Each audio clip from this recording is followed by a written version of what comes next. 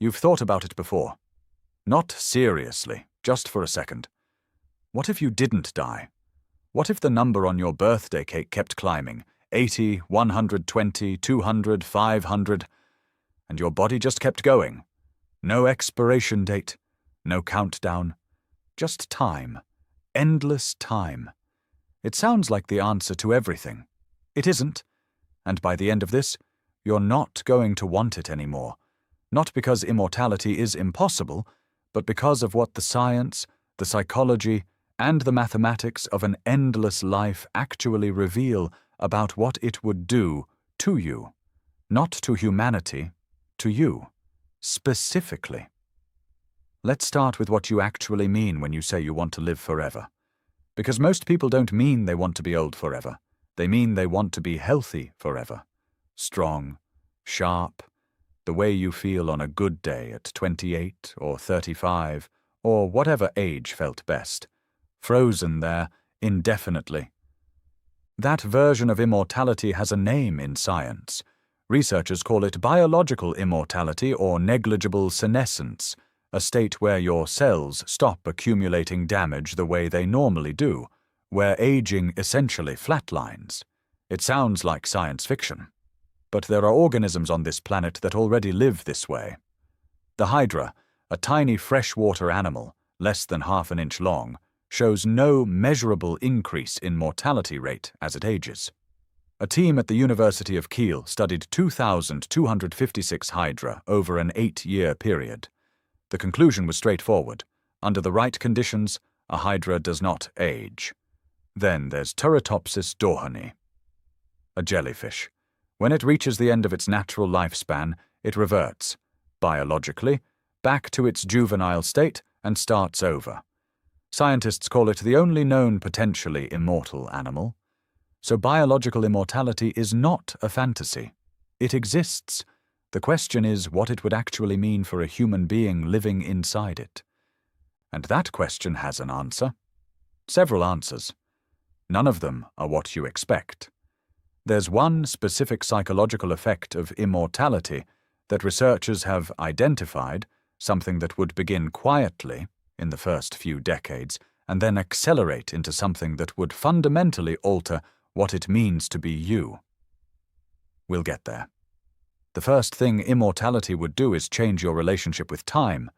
Not in the poetic sense, in a neurological sense. Your brain is built around scarcity. Specifically, the scarcity of time.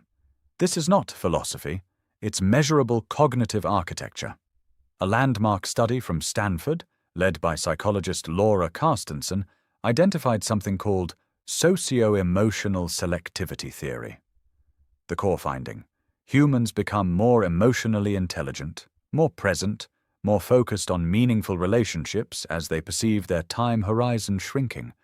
The awareness that time is limited is not a burden your brain carries. It's a feature your brain runs on.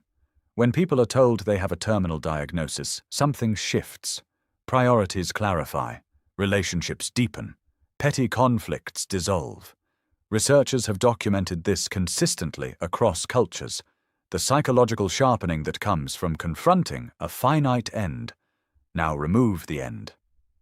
In Carstensen's research, when participants were asked to imagine they had unlimited time ahead of them, their emotional priorities shifted immediately.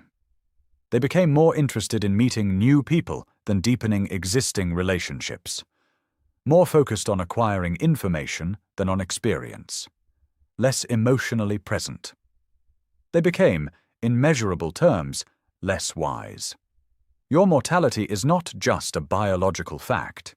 It is the engine of your emotional depth. Take it away, and something in how you process meaning begins to quietly dismantle. But this is only the beginning, because the mathematics of an immortal life reveal something even more disorienting, something about memory, identity, and what happens to the self when time stops having edges. Think about who you were at 15, not the memories, you, the person, the things you cared about, the music, the fears, the way you saw other people, the beliefs you held without questioning. Now think about who you are now, different person. Genuinely, not metaphorically.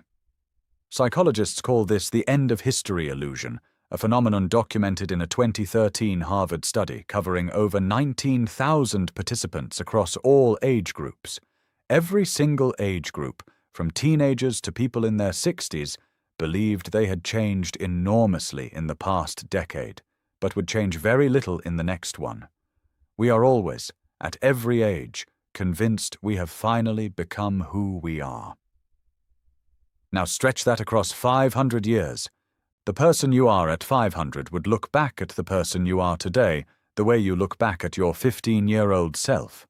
With recognition, maybe, but not identification.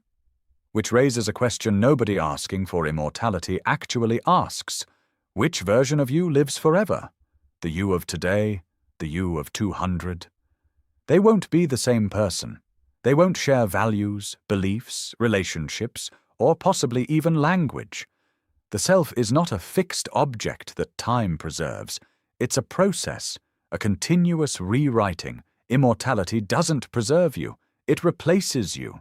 Slowly, repeatedly, forever. And here's where it gets genuinely uncomfortable. Memory. The human brain can hold approximately 2.5 petabytes of information, roughly 3 million hours of television.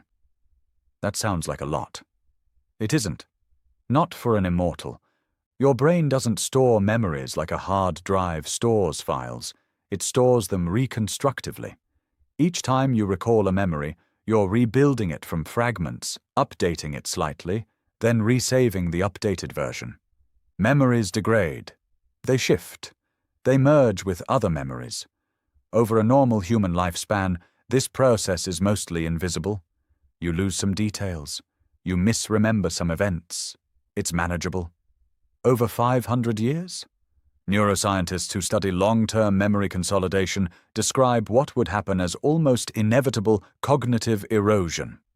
Your earliest memories, your childhood, your first relationships, your formative experiences, would not survive intact across centuries of reconstruction cycles. The person you are is built from a specific set of memories. Lose those memories, or watch them blur past recognition, and the continuity of self begins to fracture. A 2019 paper in the journal Neuron described this as the central paradox of biological immortality for complex organisms with narrative-based identity, meaning humans.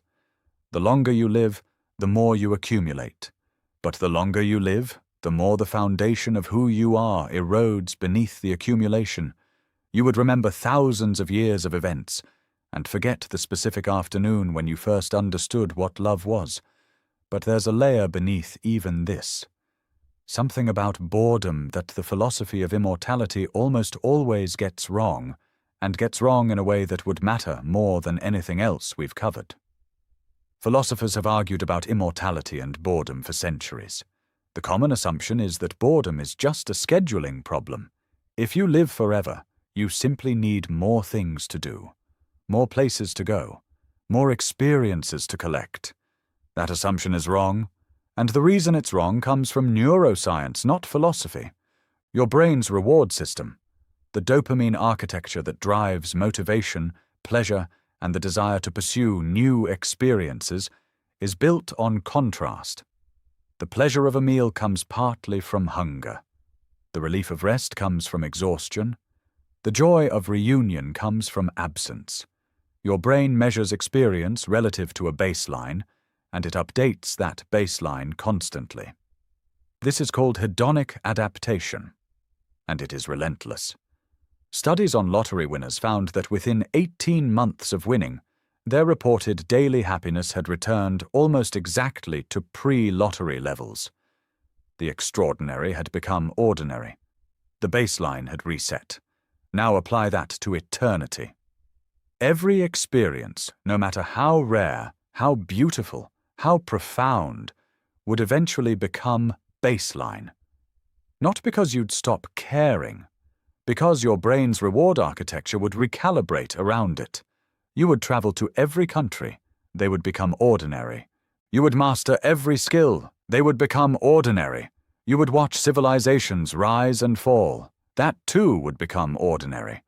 Researchers who study anhedonia, the clinical inability to feel pleasure, describe it as one of the most psychologically devastating conditions a human can experience. Not sadness, not pain, flatness, the absence of want. An immortal human, across enough centuries, would not become happy. They would become anhedonic, not by disease, by mathematics. This is the detail that changes the entire conversation about immortality. It's not that you'd run out of things to do, it's that doing things would eventually stop producing the neurological response that makes doing things feel worth doing. The wanting would go, and without wanting, the self hollows out from the inside. Here's what all of this actually means. The desire for immortality is real. It comes from something genuine, the love of experience, the fear of loss, the relationships you don't want to end. Those feelings are valid. They're human. They're the best of what we are. But the immortality those feelings are reaching for, the one where everything good is preserved and nothing is lost, doesn't exist. Not biologically, not neurologically, not mathematically. What exists instead is a version of immortality that would take the person you are, run them through centuries of memory erosion and hedonic recalibration and identity replacement, and produce something that shares your name, but not your inner life.